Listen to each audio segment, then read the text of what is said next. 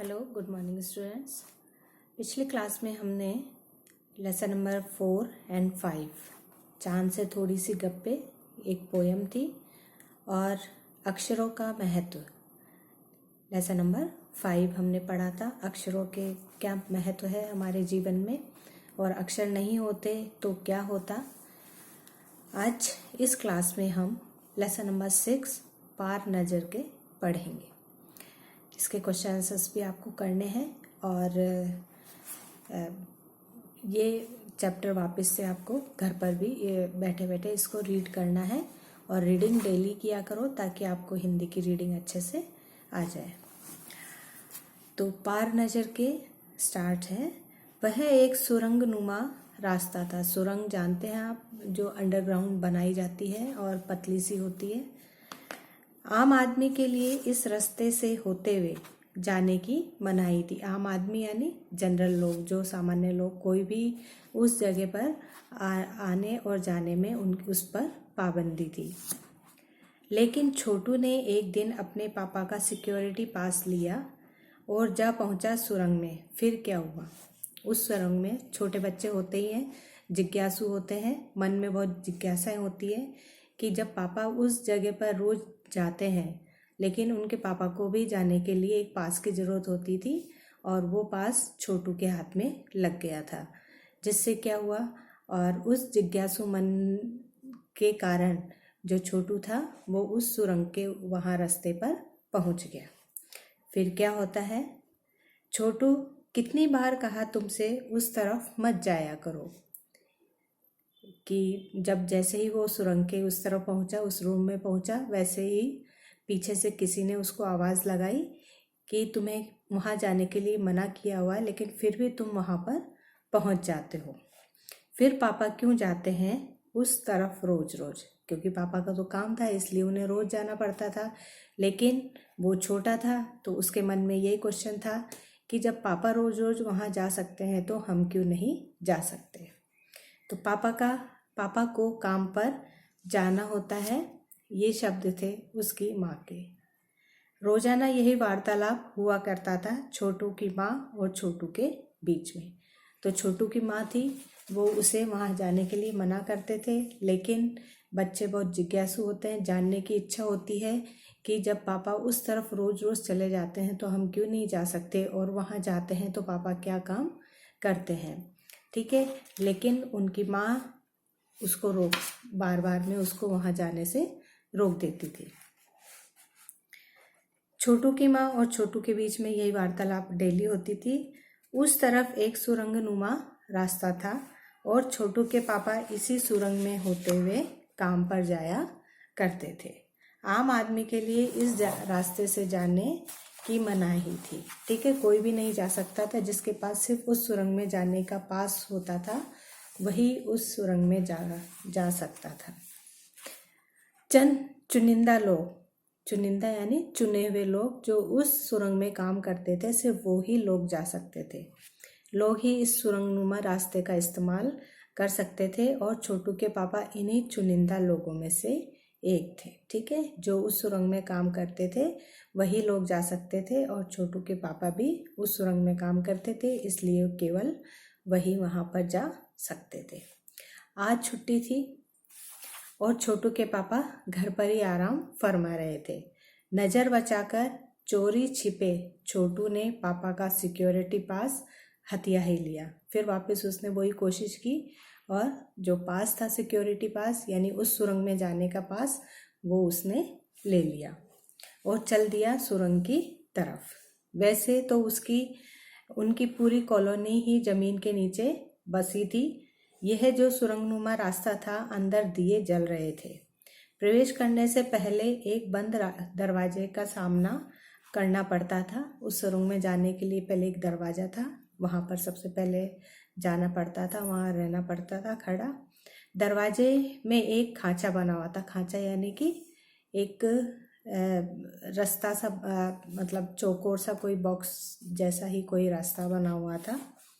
छोटू ने खांचे में कार्ड डाला, जैसे कि अपन एटीएम कार्ड यूज़ करते हैं तो एटीएम में वो एटीएम डालना पड़ता है, तो इस तरह का एक छोटा सा बॉक्स बना हुआ था।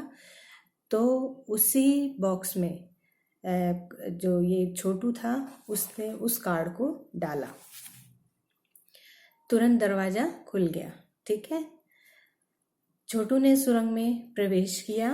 अंदर वाले खांचे में सिक्योरिटी पास आ पहुंचा, उसे उठा लिया। कार्ड उठाते ही दरवाजा बंद हुआ। छोटू ने चारों तरफ नजर दौड़ाई। सुरंग नुमा वह रास्ता ऊपर की तरफ जाता था, यानी जमीन के ऊपर के सफर कर आने का मौका मिल गया था। मगर कहाँ, मौका हाथ लगते ही फिसल गया। सुरंग में जगह जगह लगाए निरीक्षक यंत्रों की जानकारी छोटू को नहीं थी, मगर छोटू के प्रवेश करते ही पहले निरीक्षक यंत्र ने संदेहास्पद स्थिति दर्शाने वाली हरकत हुई।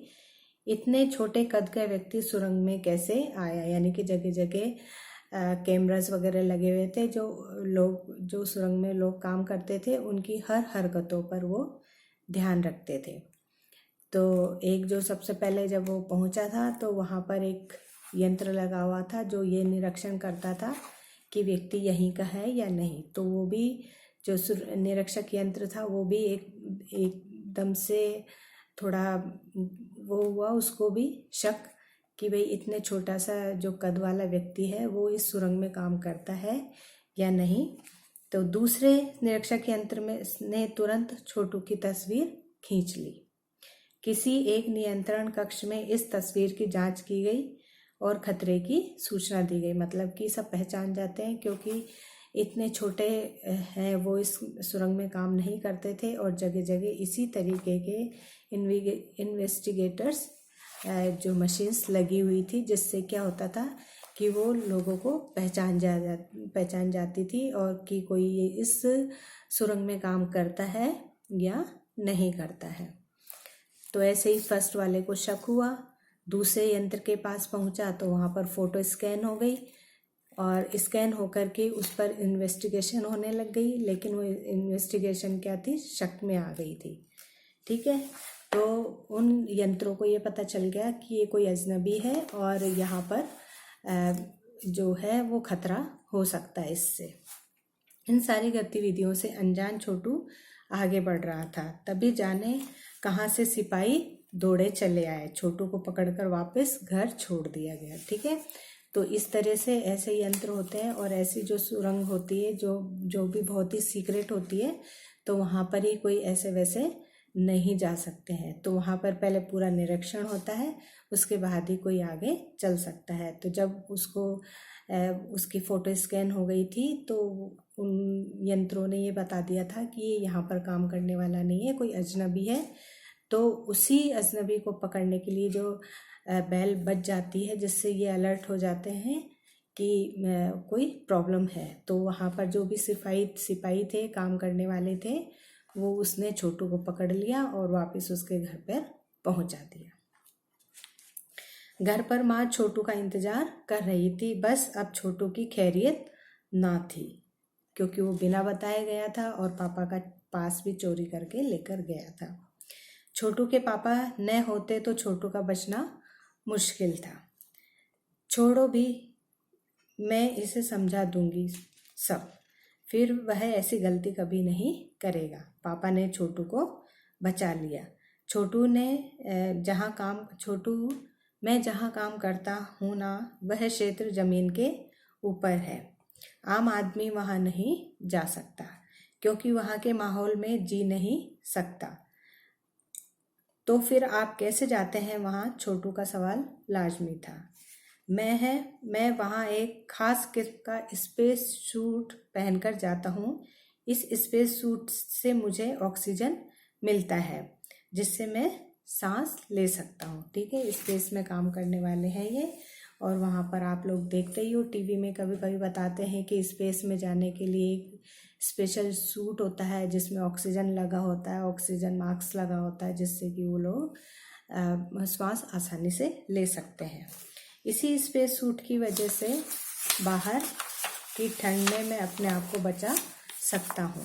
खास किस्म के जूतों की वजह से मैं ज़मीन के ऊपर मेरा चलना मुश्किल वो मुमकिन होता है, यानी कि खास के जूते पहनते हैं जिससे वो ज़मीन पर आसानी से चल जाते हैं। ज़मीन के ऊपर चलने फिरने में हमें एक विशेष प्रकार का प्रशिक्षण दिया जाता है, एक ट्रेनिंग दी जाती है। छोटू सुन रहा था, पापा आगे बताने लगे। एक समय था जब अपने मंगल ग्रह पर सभी लोग ज़मीन के ऊपर ही रहते थे, बगैर किसी तरह के यंत्र की मदद के, बगैर किसी खास किस्म की पोशाक के। हमारे पुरखे ज़मीन के ऊपर रहा करते थे, लेकिन धीरे धीरे वातावरण में परिवर्तन आने लगा। कई तरह के जीव धरती पर रहा करते थे, एक के बाद एक सब मरने लगे, क्योंकि जब जलवायु परिवर्तन होता है तो कुछ खास किस्म का परिवर्तन होता है जिससे लोग हैं वो भी मर जाते हैं, वहाँ के पेड़ पौधे वन्य जीव जितने भी होते हैं वो सब समाप्त होने लगते हैं। जैसे कि हमारी पृथ्वी पर भी जब डायनासोर्स वगैरह उस समय का टाइम था, तो उस समय भी पृथ्वी पर जलवायु परिवर्तन हुआ, जिसके कारण ये सारी ऐसी चीज़ें नष्ट हो गई थी।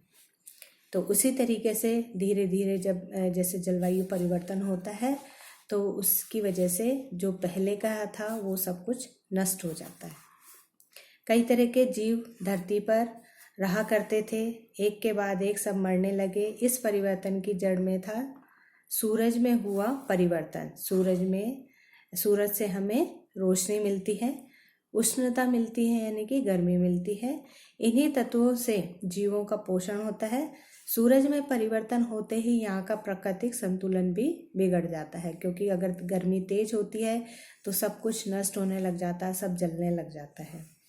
प्रकृति के बदले हुए रूप का सामना करने में यहाँ के पशु पक्षी, पेड़ पौधे, अन्य जीव अक्षम साबित हुए, यानी कि उसका सामना, सूरज की किरणों का सामना इनमें से कोई भी नहीं कर सका। केवल हमारे पूर्वजों ने इस स्थिति का सामना किया। अपने तकनीकी ज्ञान के आधार पर हमने जमीन के नीचे अपना घर बना लिया। जमीन के ऊपर लगे विभिन्न यंत्रों के सहारे हम सूर्य शक्ति, सूरज की रोशनी और गर्मी का इस्तेमाल करते आ रहे हैं। उन्हीं यंत्रों के सहारे हम यहाँ जमीन के नीचे जी रहे हैं। यंत्र सुचारू रूप से चलते रहें, इसके लिए बड़ी सतर्कता बरतनी पड़ती है। मुझ जैसे कुछ चुनिंदा लोग ही इन्हीं यंत्रों का ध्यान रखते हैं, और जो इनके स्पेशलाइजेशन होती हैं और स्पेशलिस्ट होते हैं वही इन यंत्रों को ऑपरेट कर सकते हैं, जो कि उनको पूरी तरीके से ट्रेंड होते हैं व्यक्ति, वही इन यंत्रों को भी चला सकते हैं।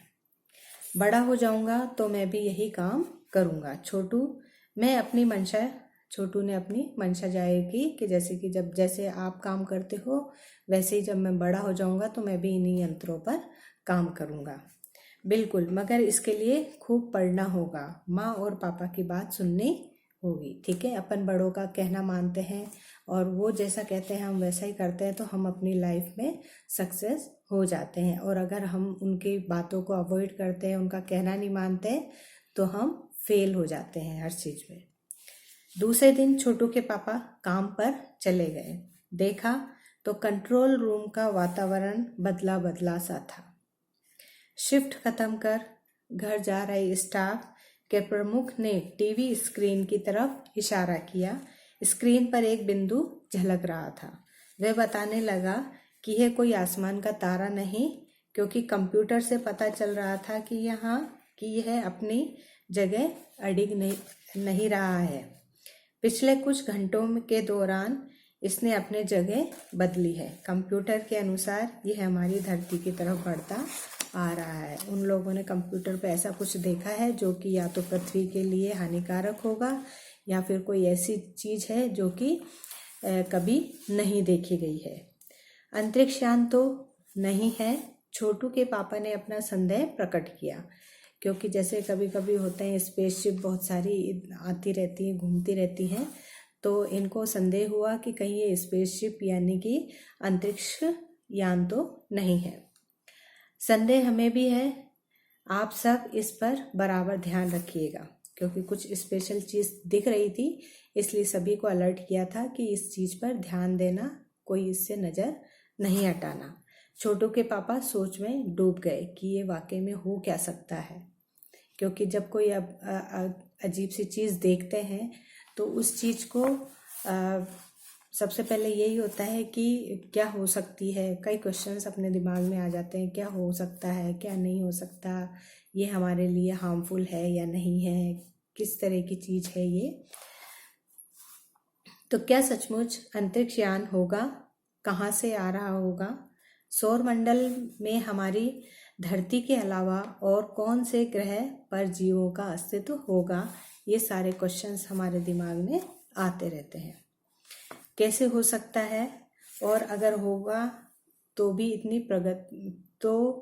क्या इतनी प्रगति कर चुका होगा कि अंतरिक्ष यान छोड़ सके। वैसे तो हमारे पूर्वजों ने भी अंतरिक्ष यानों उपग्रहों का प्रयोग किया था, मगर अब हमारे लिए यह असंभव है। इसके लिए आवश्यक ऊर्जा में मात्रा में ऊर्जा हो तो काश तब नए मेहमान को नज़दीक से देखा जा सकता। हाँ, अगर वह इसी तरफ आ रहा होगा तब तो यह संभव होगा या हो सका कि हम इस कुछ चीज़ को देख सके। जो भी है, अगर हमारे पास से गुजरा तो हम इस चीज़ को देख सकते हैं। अब अंतरिक्ष यान में एक यांत्रिक हाथ बाहर निकला। हर पल उसकी लंबाई बढ़ती ही जा रही थी। छोटू के पापा ने अवलोकन जारी रखा। अवलोकन यानी उसको कंटिन्यू देखते रहे। कॉलोनी की प्रबंध समिति की सभा बुलाई गई थी। अध्यक्ष भाषण दे रहे थे। हाल ही में मिली जानकारी से पता चलता है कि 2 अंतरिक्ष यान हमारे मंगल ग्रह की तरफ बढ़ते चले आ रहे हैं। मंगल ग्रह की तरफ 2 अंतरिक्ष स्पेसशिप हैं जो कि हमारे मंगल ग्रह की तरफ आ रहे हैं। इनमें से एक अंतरिक्ष यान हमारे इर्द गिर्द चक्कर यानी कि हमारे चारों ओर चक्कर काट रहा है। कंप्यूटर के अनुसार ये अंतरिक्ष यान नज़दीकी ही किसी ग्रह से छोड़े गए हैं। ऐसी हालत में हमें क्या करना चाहिए, इसकी कोई सुनिश्चित योजना बनाना जरूरी है। ठीक है, किसी भी समस्या से निपटने के लिए कुछ ना कुछ जो है हमें करना ही पड़ता है, और उसका जो भी समस्या का निदान किस तरीके से किया जा सकता है, ये सारी खोज खबर करनी पड़ती है। इसकी कोई सुनिश्चित योजना बनानी जरूरी है। नंबर 1, आपका क्या ख्याल है? कॉलोनी की सुरक्षा की पूरी जिम्मेदारी नंबर 1 पर थी। उन्होंने कुछ कागज समेटते हुए बोलना आरंभ किया। इन दोनों अंतरिक्ष यानों को जलाकर खाक कर देने की क्षमता हम रखते हैं, यानी कि उन यानों को जो हमारे मंगल ग्रह तक पहुंच रहे हैं हम उनको नष्ट कर सकते हैं, इतनी हम क्षमता रखते हैं। मगर इससे हमें कोई जानकारी हासिल नहीं हो सकेगी। अंतरिक्ष यान बेकार का जमीन पर उतरने पर मजबूर कर देने वाले यंत्र हमारे पास नहीं है। हालांकि अगर ये अंतरिक्ष यान खुद ब खुद जमीन पर उतरते हैं तो इन्हें बेकार कर देने की क्षमता हम में अवश्य है। मेरी जानकारी के अनुसार इन अंतरिक्ष यानों में सिर्फ यंत्र है, किसी तरह के जीव इनमें सवार नहीं है। नंबर 1 की बात सही लगती है। नंबर 2 एक वैज्ञानिक थे। वे बोले, हालांकि यंत्रों को बेकार कर देने में भी खतरा है।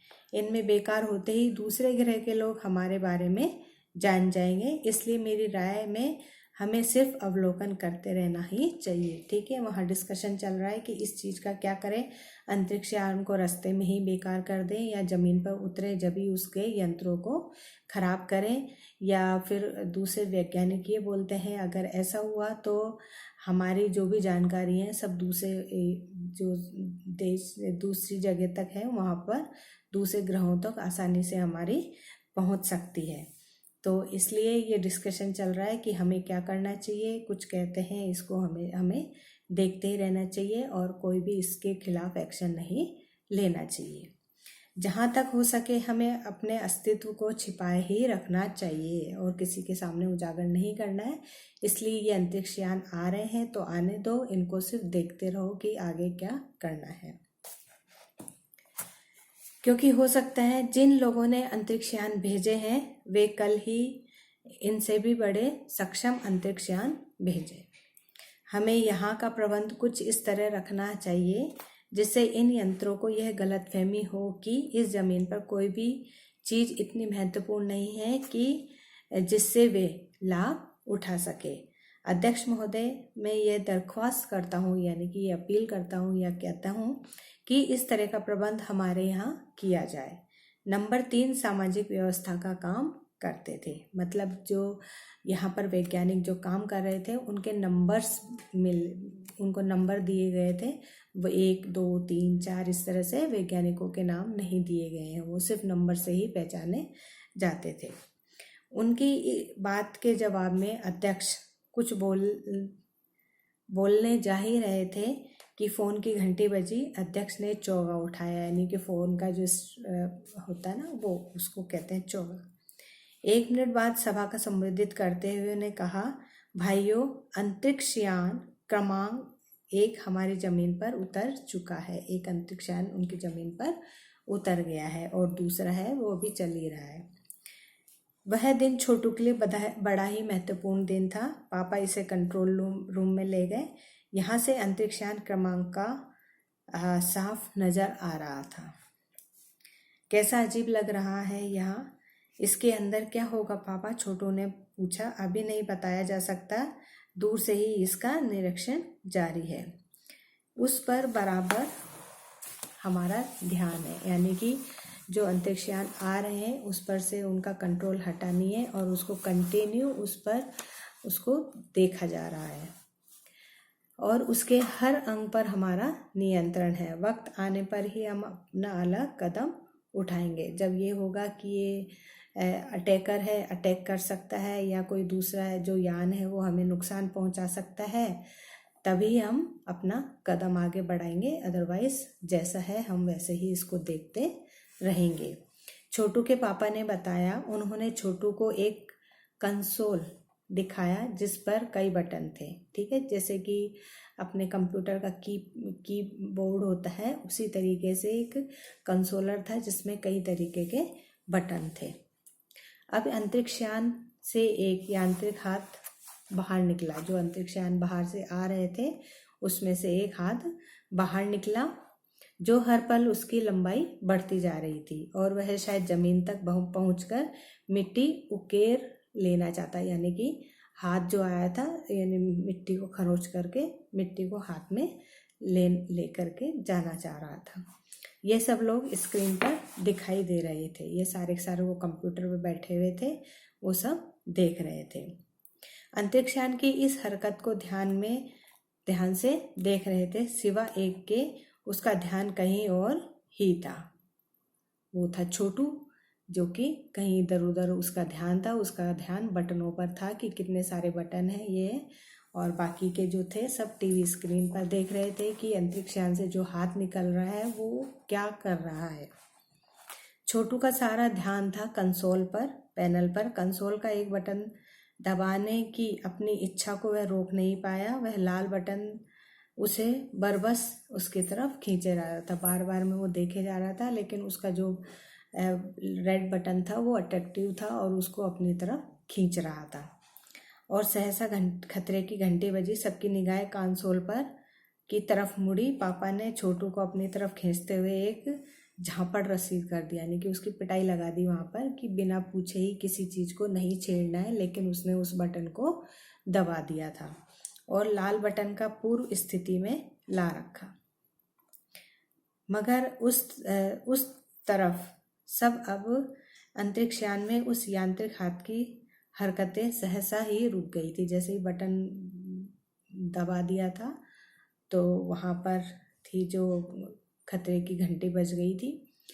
तो जो टीवी स्क्रीन पर जो भी वो हाथ दिखाई दे रहा था वो भी अपने काम करने से वो रुक गया था। एज इट इज़ वहीं की वहीं वैसे की वैसे ही हो गया था और सहसा रुक गई थी और यंत्र बेकार हो गया था। जो हाथ काम कर रहा था मिट्टी उकेरने का, तो वो भी अचानक वहीं रुक गया और वो जो यंत्र था वो बेकार हो गया।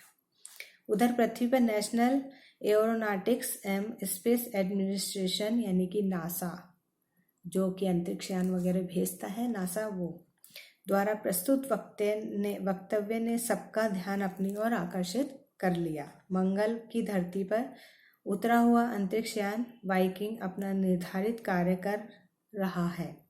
हालांकि किसी अज्ञात कारणवश अंतरिक्ष यान का यांत्रिक हाथ, जो कि हाथ उस अंतरिक्ष यान में से निकल रहा था, वो क्या हो गया है, बेकार हो गया है। क्यों? क्योंकि जो छोटू ने जो बटन दबाया था उसकी वजह से जो वो हाथ था काम करना रुक गया था उसका, यानी कि उसको उस बटन दबाने से जो भी उसकी अंतरिक्ष यान की जो कार्य प्रणाली थी वो वहीं की वहीं रुक गई और वो बेकार हो गया। नासा के तकनीशियन इस बारे में जांच कर रहे हैं कि इस यांत्रिक हाथ को दुरुस्त करने के प्रयास भी जारी है। इसके कुछ ही दिनों बाद पृथ्वी के समस्त जो प्रमुख अखबारों में छपा, नासा के तकनीशियनों को रिमोट कंट्रोल के सहारे वाइकिंग को दुरुस्त करने में सफलता मिली। जो कि वो खराब हो गया था उसको सफलता मिल गई थी। नासा ने अपने जो थे सबने उसको ठीक कर दिया था। यांत्रिक हाथ ने अब मंगल की मंगल की जो मिट्टी थी उतरा था, तो उसके लिए है कि यांत्रिक हाथ ने अब मंगल की मिट्टी के विभिन्न नमूने इकट्ठे करने का काम वापस से आरंभ कर दिया है। पृथ्वी के वैज्ञानिक मंगल की इस मिट्टी का अध्ययन करने के लिए बड़े उत्सुक थे। अब उनके पास जो नासा के वैज्ञानिक थे उनके पास मंगल की मिट्टी उनके हाथों में आ गई थी और अब उस मिट्टी का अध्ययन करने लगे और बड़ी उत्सुकता से ये देखने लगे कि ये उम्मीद हो गई कि इस मंगल की मिट्टी में हमें कुछ ना कुछ जरूर मिलेगा अध्ययन के लिए।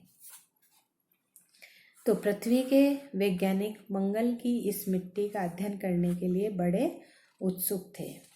ठीक है, क्योंकि जो हमारा अंतरिक्ष यान था वो मंगल ग्रह पर उतरा था और वहाँ से मंगल की मिट्टी को लेकर के आया था। इस मिट्टी के अध्ययन से इस बात का पता लगाया जा सकेगा कि क्या मंगल पर भी पृथ्वी की तरह ही जीव सृष्टि का अस्तित्व है। ठीक है, तो अब जब भी कोई अपने देश से या नासा से जब भी कोई अंतरिक्ष यान पृथ्वी वो ऊपर तक जाता है, अंतरिक्ष में जाता है, तो वहाँ पर जिस चीज़ का अध्ययन करना होता है तो उस चीज़ को वो अपने साथ ज़रूर लेकर आता है। कभी कभी तो ये होता है कि वहीं से फ़ोटोज़ भेजते रहता है, लेकिन इस अंतरिक्ष यान को यह दिया गया था काम कि ये मंगल पर जाए और मंगल की मिट्टी को वहाँ से लेकर आए, जिससे क्या होता है कि उस मिट्टी से अध्ययन कर सकें कि क्या है क्या नहीं है, कि वहाँ पर जैसे पृथ्वी पर लोग रहते हैं, इंसान रहते हैं, तो वैसे ही मंगल पर भी ऐसा कोई अस्तित्व हो सकता है या रह सकते हैं अगर, कि कोई जीव बन सकता है या नहीं बन सकता, तो ये सारी मिट्टी उसी मिट्टी से अध्ययन पर पता चलता है। तो इस मिट्टी के अध्ययन से इस बात का पता लगाया जा सकेगा कि क्या मंगल ग्रह पर भी पृथ्वी की तरह ही जीव सृष्टि का अस्तित्व है, यानी कि पृथ्वी की तरह ही जैसे पृथ्वी पर जीव रहते हैं तो मंगल पर भी क्या ये संभावना है या नहीं है। यह प्रश्न आज भी रहस्य है, क्योंकि आज तक भी जो वैज्ञानिक हैं ये पता नहीं लगा पाए हैं कि मंगल पर भी जीव का अस्तित्व हो सकता है या नहीं हो सकता है।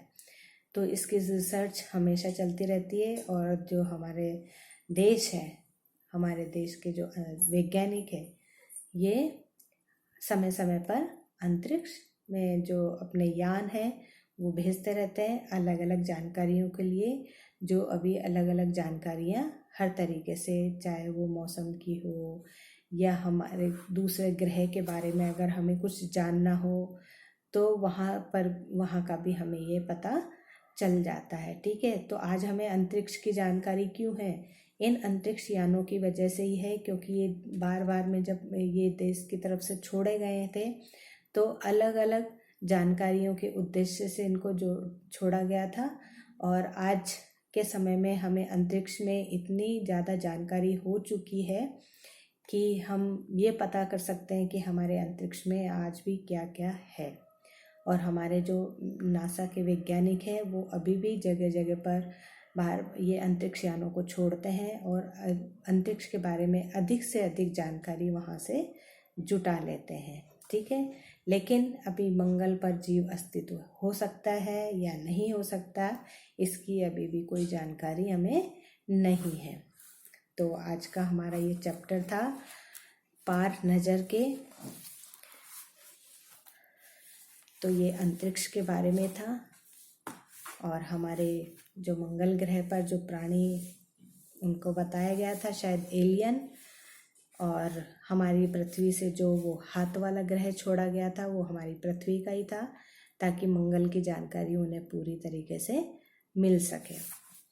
तो आज ये हमारी आज की क्लास भी फिनिश होती है और जो इस चैप्टर के क्वेश्चन आंसर्स हैं वो आपको लिख करके दे दूँगी और आपको ये जितने भी क्वेश्चंस हैं वो सारे लर्न करने हैं और चैप्टर भी पढ़ने हैं। इसमें बीच बीच में से जो कुछ क्वेश्चंस बनेंगे या बनते हैं वो आपको देखना है, इसलिए आपको पूरे के पूरे कम्प्लीटली 6 चैप्टर आपको कंप्लीट याद भी करने हैं और इसके जो छोटे छोटे क्वेश्चंस हैं आपको रीडिंग भी कंटिन्यू रखनी है, क्योंकि इसके बीच में से भी छोटे छोटे क्वेश्चंस बन जाते हैं, क्योंकि बाहर सिर्फ बड़े क्वेश्चंस दिए गए हैं और जो फिल इन द ब्लैंक्स वगैरह होते हैं, ऑब्जेक्टिव क्वेश्चंस होते हैं, वो चैप्टर के अंदर से ही बनते हैं।